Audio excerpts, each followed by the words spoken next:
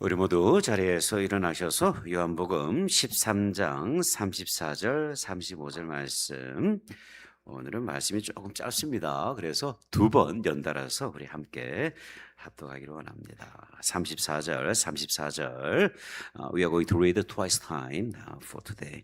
우리 34절 35절 합독합니다. 시작. 새 계명을 너에게 주노니 서로 사랑하라. 내가 너희를 사랑한 것 같이 너희도 서로 사랑하라. 너희가 서로 사랑하면 이로써 모든 사람이 너희가 내 제자인 줄 알리라. 한 번 더 one more time. 새 계명을 너희에게 주노니 서로 사랑하라. 내가 너희를 사랑한 것 같이 너희도 서로 사랑하라.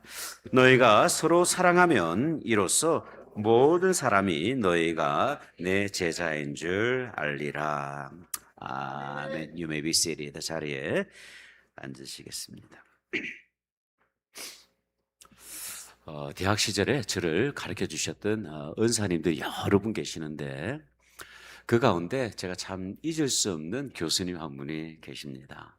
이분이 어떤 분이냐면 대전시립교영악단의 상임지휘자이셨고, 그리고 침례신학대학교에서 교회음악과 학과장으로 지내셨던 분이에요. 이분이 작곡하신 찬양 가운데 조금 오래 신앙생활 하신 분들은 아실 텐데 사랑이라는 노래가 있습니다. 요즘 분들은 모르실 수가 있어요. 세대 차이가 날 수도 있습니다. 사랑은 언제나 오래 참고, 이런 찬양 아마 아실 텐데, 이 찬양이 만들어진 데는 좀 특별한 사연이 있어요.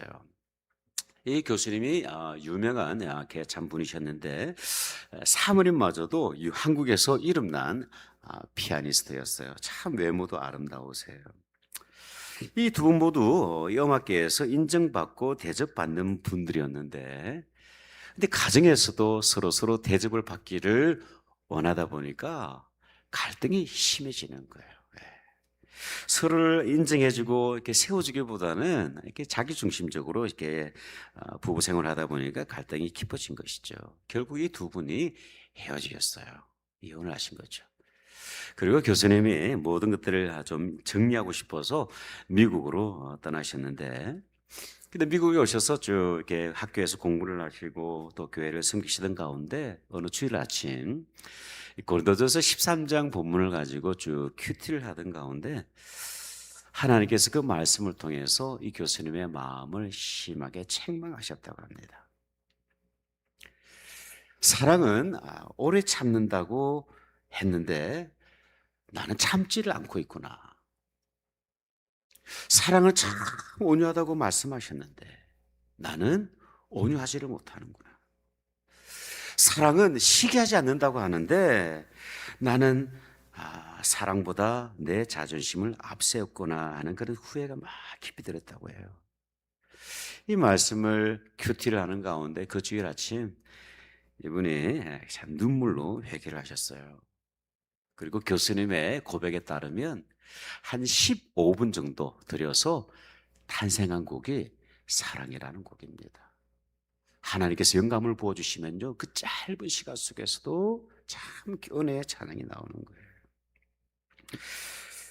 거예요. 그리고 난 이후에 이 교수님이 미국 생활을 정리하시고 한국으로 돌아가셨어요.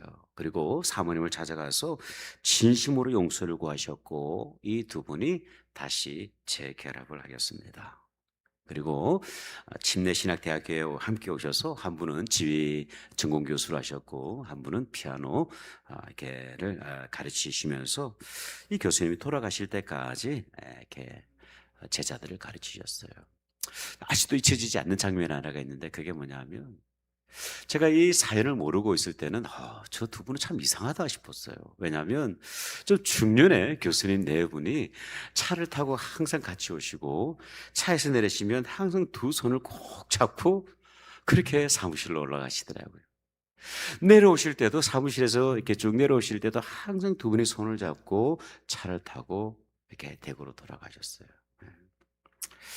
이 교수님이 그 삶의 시간이 얼마 남지 않았을 때 마지막 찬양 콘서트를 하셨는데요. 인공호흡기를 달고 찬양대와 오케스트라 같이 쭉 찬양을 하는데 그날 연주된 찬양 가운데 하나가 바로 오늘 본문의 말씀입니다. 새 계명을 너에게 주노니 서로 사랑하라. 내가 너희를 사랑한 것 같이 서로 사랑하라. 서로 사랑하라, 서로 사랑하라. 내가 너희를 사랑한 것 같이 서로 사랑하라. 마지막 그 지봉을 휘두르시는데요, 얼마나 은혜가 되었는지 몰라요. 모든 사람들이 눈물로 그 찬양 콘서트를 마쳤던 기억이 있습니다. 여러분, 건강한 교회의 특징이 무엇일까요? 좋은 교회의 특징이 무엇일까요? 물론 건강한 교회는 바른 복음 위에 세워지는 것이 건강한 교회입니다. 이 복음 위에 세워지지 않는 교회는요, 아무리 사랑이 많아도 교회라고 할 수가 없어요. 네. 여러분, 복음 위에 세워진 교회는 반드시 그 복음의 열매가 나타나는데 그 열매가 뭐냐면 사랑입니다. 사랑이에요. 제가 우리 교회를 섬기면서 제 마음 가운데 정말 품고 있는 소원이 하나가 있습니다. 이 소원은 제가 주님 앞에 서는 날까지 변하지 않을 것 같아요. 제가 목회를 시작할 때부터 지금까지 아마 앞으로도 변하지 않을 것 같은데 그 바람은 뭐냐면 우리 교회가 어떤 대형 교회가 되는 것이 아니에요. 세상이 깜짝 놀랄 만한 어떤 그런 프로젝트를 완성하는 것이 아니에요. 저의 간절한 소원은 무엇이냐면 교회의 머리 되신 주님 안에서 우리 서로가 사랑하고 참으로 섬기며 예수님을 닮아가는 것입니다. 이것이 어찌 저만의 소원이겠습니까? 우리 모두의 소원 되기를 간절히 바랍니다. 여러분, 오늘 본문은요, 예수님께서 새 계명을 우리에게 주셨다 그렇게 말씀을 하시는데 과연 이 새 계명을 통해서 예수님께서는 우리에게 어떠한 사랑을 말씀하고 계실까요? 첫 번째 예수님께서 우리에게 말씀하신 그 사랑의 모습은 명령입니다. 사랑은요, 선택이 아니고 명령이에요. 우리 다 같이 34절의 말씀을 함께 한번 읽어봅시다. 시작. 새 계명을 너에게 주노니 서로 사랑하라. 내가 너희를 사랑한 것 같이 너희도 서로 사랑하라. 이 한 구절 가운데 명령이 두 번 있어요. 서로 사랑하라. 서로 사랑하라. 그렇게 말씀을 하시죠. 여러분, 예수님께서는 새 계명을 우리에게 주셨습니다. 새 계명이라고 한다는 것은 옛 계명이 있다는 또 다른 반증이죠, 그죠?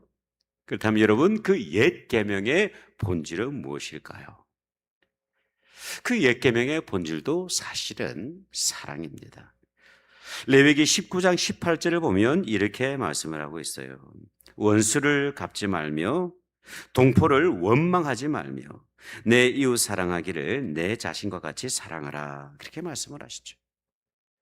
하나님을 사랑하고 이웃을 사랑하는 것이 율법의 핵심이자 옛 계명의 핵심인 것을 볼 수가 있어요.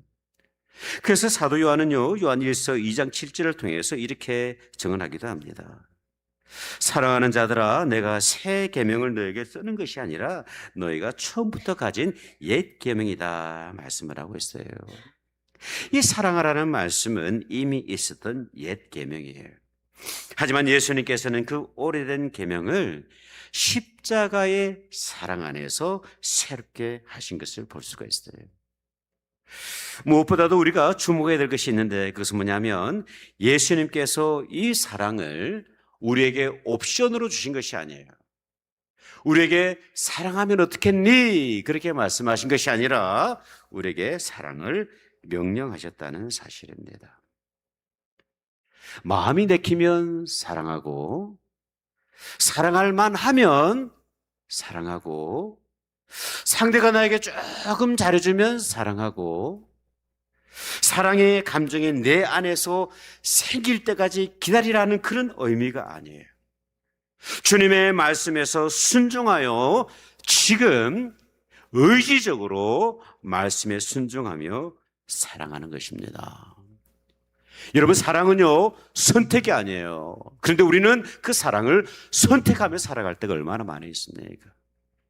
주님께서 우리에게 주신 그 새 계명의 본질은 무엇이냐면 선택이 아니라 명령이에요. 네. 제가 목회를 하면서 어느 성도님 때문에 상처를 받았던 적이 있습니다. 제가 섬겼던 교회는 시골의 자그마한 교회예요. 네. 근데 세가족으로 오신 분이 서울에 있는 아주 큰 대형 교회, 아마 여러분들 다 아실 거예요. 그 교회에서 신앙생활을 하시다가 저희 교회로 오셨는데 이런저런 불평을 하시는 거예요. 내가 다녔던 그 교회 찬양은 이렇게 참 멋있게 찬양을 했는데 왜 이 교회 찬양은 이렇습니까? 내가 섬겼던 그 교회 선교는 이렇게 했는데 왜 이 교회 선교의 모습은 이렇습니까? 내가 섬겼던 그 교회 목사님은 설교를 이렇게 하셨는데 왜 이 교회 설교는 이 수준밖에 되지 않습니까? 말씀을 하시는 거예요. 그 말씀들이 반복이 되다 보니까 제 마음에 깊은 상처가 되었어요. 좀 만족시켜 드렸으면 좋겠는데 도저히 만족시켜 드릴 능력이 없는 거죠. 그러다 보니까 나중에는 그분을 마주하는 것조차 참 힘들어졌어요. 근데 어느 날 제가 한 편의 시를 읽으면서 제 안에 있는 연약함을 보게 되었습니다. 그 시가 뭐냐면 동신대 아기의 똥이라는 작품입니다. 아기 똥. 한번 들어보십시오. 아기가 눈동은 꽃입니다. 아기가 눈동을 두고 할아버지는 그놈 참 색깔 곱네. 할머니는 그놈 참 냄새도 좋고 아기 똥 풀줄기가 밀어올린 똥이 예쁜 꽃이듯 아기가 눈동은 꽃입니다 라는 작품이에요. 이 아기 똥을 바라보면서 할아버지는요 그놈 색깔이 참 곱다고 이야기를 하죠. 이 아기 똥, 이 손자의 똥을 바라보면서 할머니는요 그 녀석 냄새도 참 좋네 그렇게 이야기를 하는 거예요. 네. 여러분 아기 똥에 냄새가 납니까 안 납니까? 냄새 나요. 제가 애들 4명 키워봤는데 냄새 안 나는 똥이 어디 있어요? 다 냄새 나요. 근데 이 아기를 사랑하는 할아버지, 할머니의 눈에는요 그 아기 똥조차도 너무나도 사랑스러운 거예요. 제가 그 시를 읽으면서 내가 그분을 사랑하지 못하는 이유가 그분 안에 있는 어떤 허물 때문이 아니라 내 안에 있는 사랑이 너무나도 작은 거예요. 시냇물처럼 얇아. 우리 모습이 그러지 않습니까? 여러분 우리는 사랑하면 손해본다고 생각을 할 때가 있어요. 먼저 용서하면 자존심이 상한다고 생각이 되어지고 먼저 손을 내밀면 내가 좀 지는 것처럼 느껴질 때가 있어요. 근데 예수님께서는 요한복음 13장 17절에서 이렇게 말씀을 하십니다. 너희가 이것을 알고 행하면 복이 있으리라. 여러분 사랑은 손해가 아닙니다. 주님의 명령에 순종함으로 누리는 축복이에요. 이 주님의 말씀에 순종함으로 사랑을 선택하시는 저 여러분 되시기를 주님의 이름으로 축복합니다. 두 번째, 예수님께서는 이 새 계명에 대해서 어떻게 말씀하셨냐면 내가 너희를 사랑하는 것처럼 너희도 서로 사랑하라 그렇게 말씀을 하셨어요. 이 옛 계명과 새 계명 모두 사랑을 말씀하시죠. 근데 여러분 주님께서 말씀하신 이 새 계명에는 새로운 기준이 있는 것을 우리가 볼 수가 있어요. 우리 다시 한번 34절의 말씀을 한번 읽어보죠. 시작. 새 계명을 너에게 주노니 서로 사랑하라. 내가 너희를 사랑한 것 같이 너희도 서로 사랑하라. 아멘.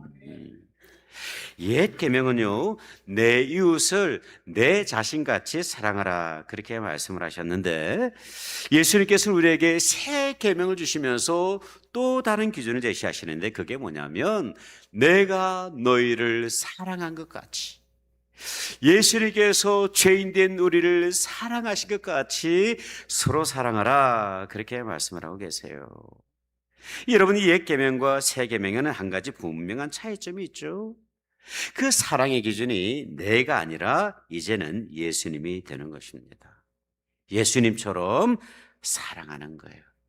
내 방식, 내 기준으로 사랑하는 것이 아니라 예수님처럼 그렇게 사랑하라, 그렇게 말씀을 하시죠. 그렇다면 여러분, 예수님은 우리를 어떻게 사랑하셨을까요?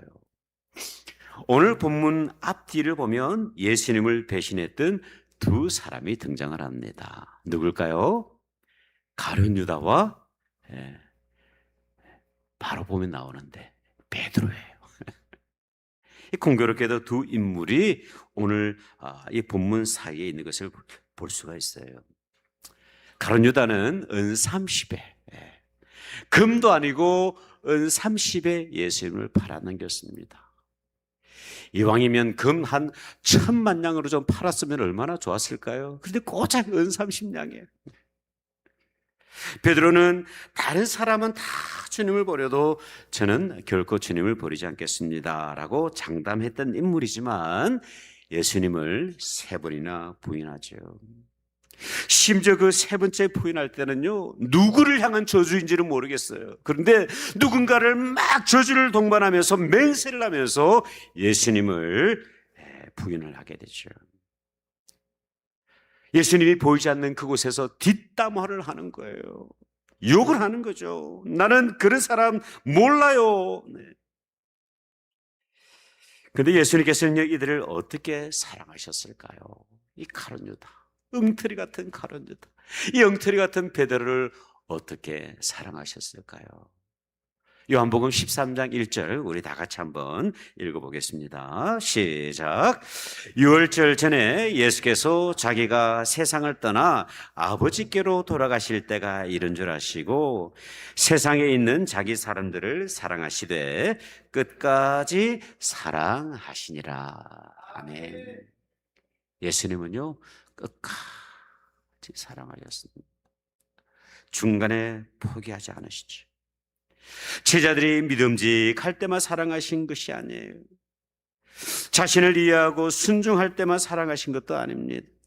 그들이 심지어 실패하고 배신하고 도망가는 그 순간까지도 예수님께서는요, 끝까지 포기하지 아니하시고 사랑하신 것을 볼 수가 있어요. 특별히 베드로를 한번 보면요, 이 베드로가 부활하신 예수님을 만났지만 깊은 죄책감과 부끄러움 때문에 이전처럼 주님 옆에 있지를 못해요. 그래서 어떻게 하냐면 자기가 평소 고개를 잡고 있던 그 갈릴리로 돌아가지 않습니까? 근데 부활하신 예수님께서 이 베드로를 만나시기 위해서 예루살렘에서 갈릴리까지 쭉 가시죠. 그 갈릴리 바다에서 고기잡이를 하고 있던 이 무거운 죄책감 가운데 있던 이 베드로에게 조반을 지어주십니다. 그리고 다시 한번 사랑을 확인하시고 그에게 목회 사명을 허락하시죠. 이 포기하지 않는 사랑, 이 끝까지 사랑하시는 예수님의 사랑이 베드로를 회복시키십니다. 그리고 회복된 이 베드로가 마침내 순교의 길을 걸어가게 되죠. 여러분, 예수님께서는 우리에게 단지 사랑하라고 그렇게 말씀하시지 않으셨습니다. 내가 너희를 사랑한 것 같이 사랑하라, 그렇게 말씀을 하고 계세요. 나를 배신한 사람도 품으셨고 나를 부인한 사람에게도 다시 찾아가셨고 실패한 사람을 회복시켜서 다시 사명을 맡기셨던 것처럼 그렇게 사랑하셨던 것을 볼 수가 있어요. 여러분, 오늘 이 말씀이 단순히 목회자의 권면으로 들리는 것이 아니라 오늘 우리 영 가운데 선포하시는 하나님의 음성으로 들으시기를 주님의 이름으로 축복합니다. 마지막으로 사랑은요, 예수님께서 말씀하시는데 이 사랑이 제자됨의 정표다, 그렇게 말씀을 하십니다. 우리 다 같이 35절의 말씀을 한번 읽어보죠. 시작. 너희가 서로 사랑하면 이로써 모든 사람이 너희가 내 제자인 줄 알리라. 아멘. 여러분, 현대 교회가 겪고 있는 좀 어려움이 있어요. 그게 뭐냐면 누가 진짜인지 누가 가짜인지 잘 모르겠어요. 옛날에는 주일 딱 되면 성경 찬송 딱 가지고 예배 드리러 가는 사람을 보면 저 사람은 크리스천이구나 그렇게 생각을 했죠. 근데 요즘은 성경 찬송 잘 안 들고 다니죠. 스마트폰 딱 하나. 그래서인지 몰라도 저 사람이 그리스도인지 넌 크리스천인지 예수님의 제자인지 아니면 가짜 제자인지 표가 나지를 않아요. 여러분, 우리가 예수님의 제자라는 사실을 우리는 무엇으로 확인할 수가 있을까요? 무엇으로 확인할 수 있을까요? 사랑으로 확인할 수가 있습니다. 여러분, 우리가 제자됨은 우리가 거듭났다는 사실은요, 단순히 성경 지식을 통해서 이루어지는 것이 아니에요. 제가 목회를 하다 보니까 성경 지식이 많아도요, 그 안에 사랑이, 그리스도의 사랑이 전혀 없는 분들을 만날 때가 있어요. 얼마나 두렵습니까? 교회 직분으로서 여러분, 우리의 그리스도의 제자됨을 확인할 수가 있습니까? 여러분, 그럴 수 있나요? 제가 목회를 하다 보니까 그 직분이 전혀 상관이 없다는 것을 날마다 깨닫습니다. 십자가 목걸이나 자동차에 붙이고 다니는 물고기가 제자됨의 표시입니까? 아니에요, 여러분. 여러분, 예수님께서 이렇게 말씀을 하십니다. 너희가 서로 사랑하면 이로써 너희가 내 제자인 줄 알게 된다. 그렇게 말씀을 하세요. 여러분, 제자됨의 참된 증거는 무엇이냐면 교회를 다니는 것이 아니에요. 제자됨의 참된 증거는 그리스도의 사랑이 내 안에 실습되어지고 그 사랑의 능력이 나타나는 것이 제자됨의 본질이에요. 여러분, 믿음의 증거는요, 성경을 많이 아는 것이 결코 아닙니다. 교회를 잘 다니는 것이 아니에요, 여러분. 믿음의 증거는요, 그리스도의 사랑이 내 안에 살아 역사하고 있는 것입니다. 고린도 교회가 은사가 참 많은 교회였잖아요. 그죠? 참 은사가 많았어요. 근데 사도 바울이 이 고린도서 12장 그 은사장을 마무리하는 가운데 이런 고민을 합니다. 31절을 보면요, 너희는 더욱 큰 은사를 사모하라. 내가 또한 가장 좋은 길을 너에게 보이겠다. 그렇게 말씀을 하고 있어요. 은사 중에 은사. 많은 은사가 있지만 이 은사가 없으면 정말 은사가 될 수 없는 그 은사를 사모하라. 그렇게 말씀을 하고 있는 거죠. 그렇다면 여러분, 그 은사, 사도 바울이 제시하고 있는 가장 큰 은사의 모습은 무엇일까요? 12장 31절에서 바로 이어지는 고린도전서 13장 1절에서 3절을 보면요, 이렇게 성경은 말씀을 하고 있습니다. 우리 다 같이 한번 읽어봅시다. 시작. 내가 사람의 방언과 천사의 말을 할지라도 사랑이 없으면 소리나는 구리와 울리는 꽹과리가 되고, 내가 예언하는 능력이 있어 모든 비밀과 모든 지식을 알고 또 산을 옮길 만한 모든 믿음이 있을지라도 사랑이 없으면 내가 아무것도 아니요. 내가 내게 있는 모든 것으로 구제하고 또 내 몸을 불사르게 내어준다 할지라도 사랑이 없으면 내게 아무 유익이 없느니라. 아멘.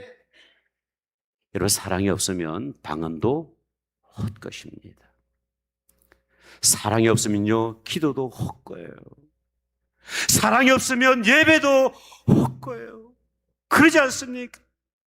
이 예물을 가지고 하나님 앞에 나가서 예배를 드리다가도 형제에게 용서를 구할 만한 일이 있거든 예배를 드리라고 하던가요? 어떻게 말씀하시나요? 그 재물을 내려놓으라는 거요, 예배를 중단하라는 거요, 나아가서 화해하라는 것입니다. 그리고 예배하라는 것. 사랑이 없는 예배는 여러분 가식이에요. 그렇지 않습니까? 사랑이 없으면요, 지식도 믿음도 결국은 자기 자랑밖에 되지를 않아요. 사랑이 없이 희생적인 봉사, 자기 몸을 다 불태우게 내어준다 할지라도 하나님 안에서는 nothing, 아무런 유익이 없어. 초대교회의 모습을 보여주는 아주 중요한 문서가 있습니다. AD 111년에서 113년 동안 비두니아 총독을 지냈던 플리니 더 영거라는 분이 계시는데, 이 총독이 당시 로마 황제 트라이안에게 보냈던 서신이 고대 문서로, 참 중요한 문서로 발견이 되었어요. 그 서신을 보면 당시 이 초대교회 성도들의 모습이 어땠는가 쭉 기록을 하는데 한번 들어보세요. 황제시여, 저는 부하 중 몇 사람을 그리스도인으로 위장시켜서 교회 공동체에 들어가게 했습니다. 부하들에게 침례를 받게 하고 그리스도인들과 생활하면서 그들의 일거수일투족을 살펴보게 했습니다. 그들의 보고에 따르면 그리스도인들은 밤이든 낮이든 모일 때마다 그들의 신인 예수 그리스도를 노래한다고 합니다. 또 자주 빵을 나누어 먹고 포도주를 마시면서 즐거워한다고 합니다. 참으로 이해할 수 없는 것은 그들이 자신들을 괴롭히는 이들을 위해서도 기도한다는 것입니다.